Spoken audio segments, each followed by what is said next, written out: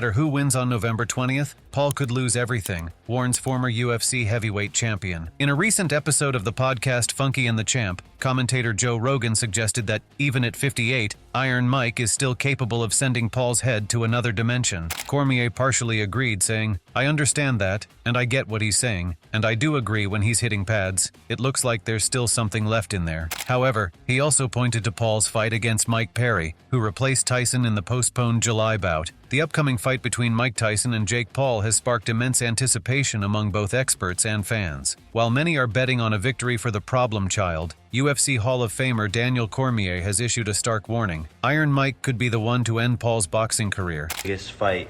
Yeah, the biggest ever. Ever. It's on pace to be the biggest fight ever. Yes, and we're involved.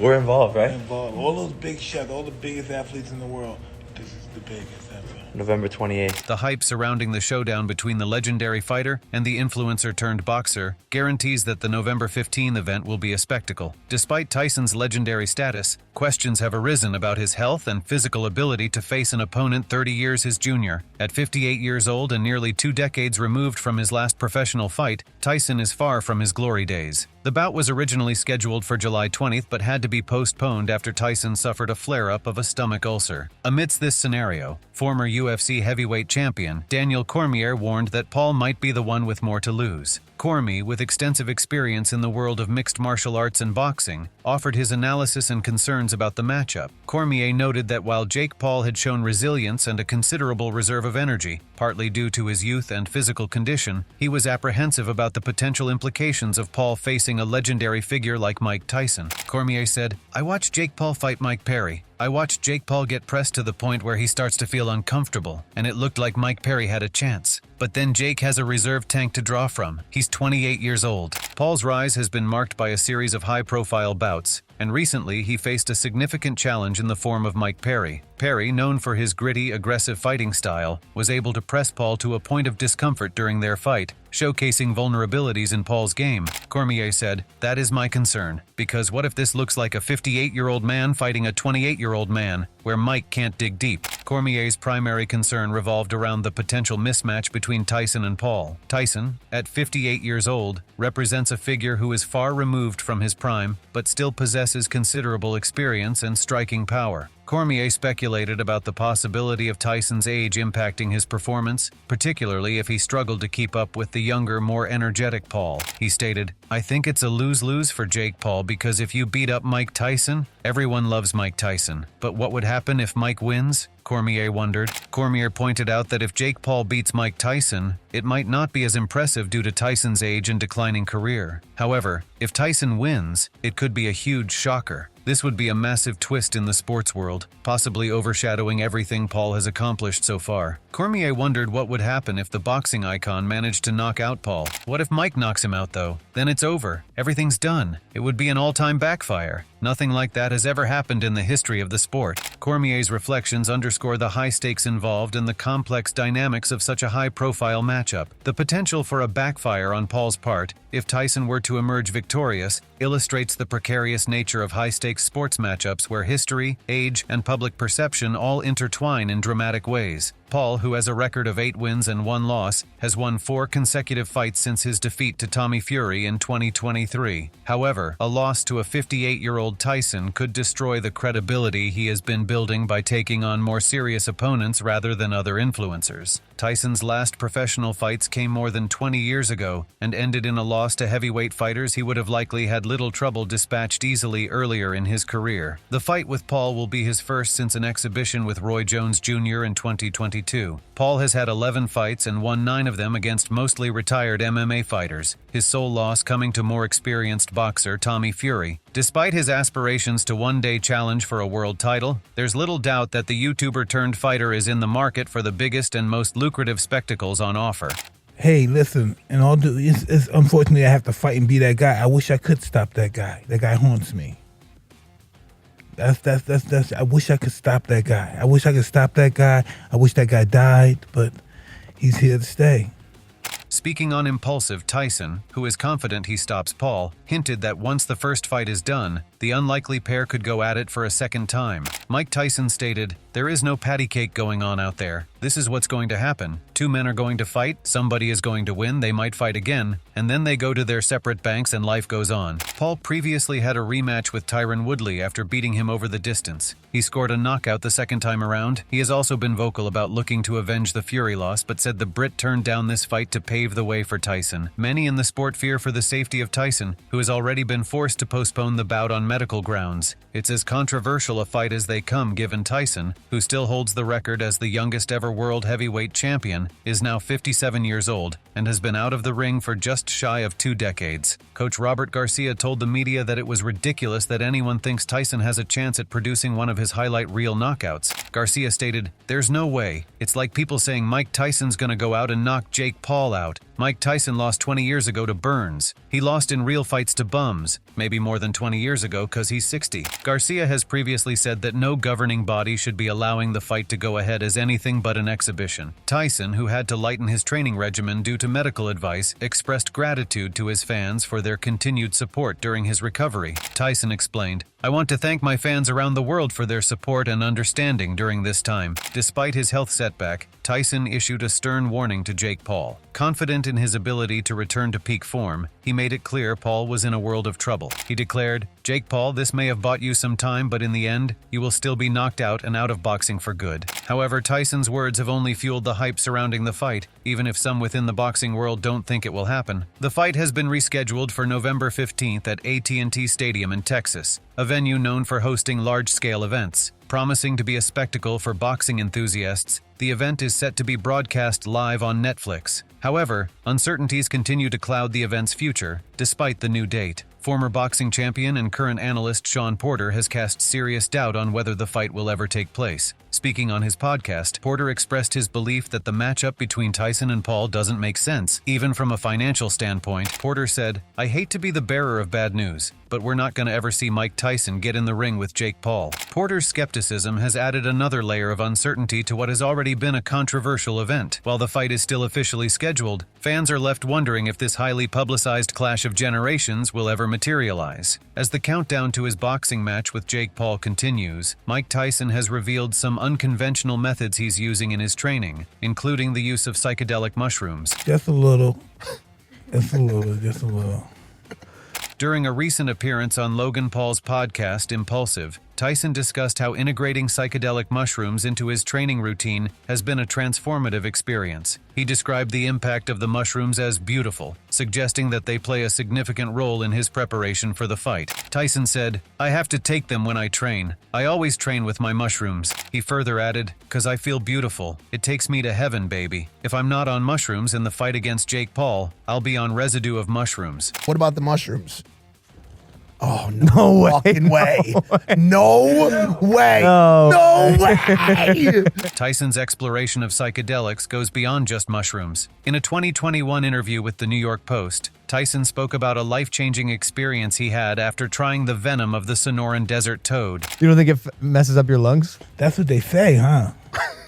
Personally, I felt like it did for me. Because you're a quitter. You can't be quitting on. He began using the venom 4 years ago and has since taken it more than 50 times. This substance, however, is controversial. Classified as a Schedule I drug by the DEA, it's deemed to have no accepted medical use and a high potential for abuse. "In my trips, I've seen that death is beautiful," he said. "Life and death both have to be beautiful, but death has a bad rep. The toad has taught me that I'm not going to be here forever. There's an expiration date." Hence, Jake Paul told the world his primary objectives for November 15th, when he is scheduled to clash with boxing icon Mike Tyson, is to KO a legend and make a bag. The proverbial bag is pretty significant, as Paul said he will collect $40 million for his efforts. Paul peppered Tyson with insults and made several comments aimed at his critics. Paul noted, "At the end of the day, people are always going to have something to say." Paul also said, "It's because of who I am. I proved everyone wrong." Reminder, the most hated and most criticized boxer in the sport of boxing before they loved them was Muhammad Ali. so I'm the anti-hero and people will love me soon enough once they realize what I've done for this sport and who I truly am. But it doesn't bother me at the end of the day because when you're at the top, people are clawing to rip you down, and that's just the way the game goes.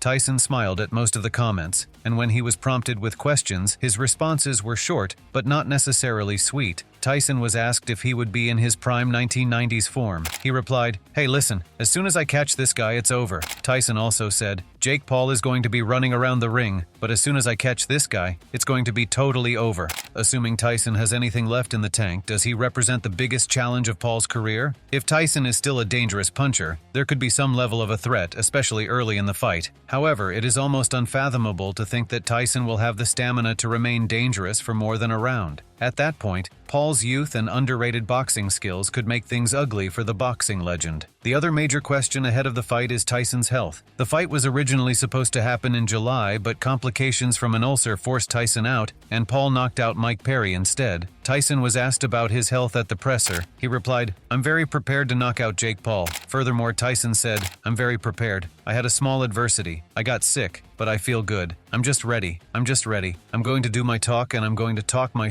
but I'm ready to fight." Even if there were doubts about his readiness for the November date, Tyson wouldn't likely indicate his concerns. That said, you have to wonder if Paul's team has a contingency plan and if other fighters are ready to step in and take Tyson's place if the former heavyweight champion cannot fight. The main difference here is that most of Paul's opponents have some level of celebrity, which can easily skew that it's normal for an inexperienced boxer to fight lower-level competition at the start of their careers. We'll find out in November if Paul has bitten off more than he can chew with Tyson. Mike Tyson confidently declared his readiness to knock out Jake Paul, despite recently battling illness. Tyson acknowledged a minor setback but assured he's back in top shape. He promised to bring his usual bravado and is fully prepared for the fight, ready to back up his words with action. The November 15 bout is Jake Paul's most anticipated fight to date and his third fight of 2024, following 3 sensational knockouts against professional boxers and Golden Glove winners Andre August and Ryan Borland, as well as BKFC champion Mike Perry on July 20th. Paul has shown tremendous growth as a boxer on his path to becoming a world champion, but now he takes on one of the best and most dangerous boxers of all time in Mike Tyson. Paul said, "This is taking the chance to fight somebody as vicious as Mike can be." He also noted, "You gotta risk it for the biscuit. That's the name of the game. I'm here to make history. I'm here for a challenge. I'm here to fight one of the most dangerous men in all of boxing.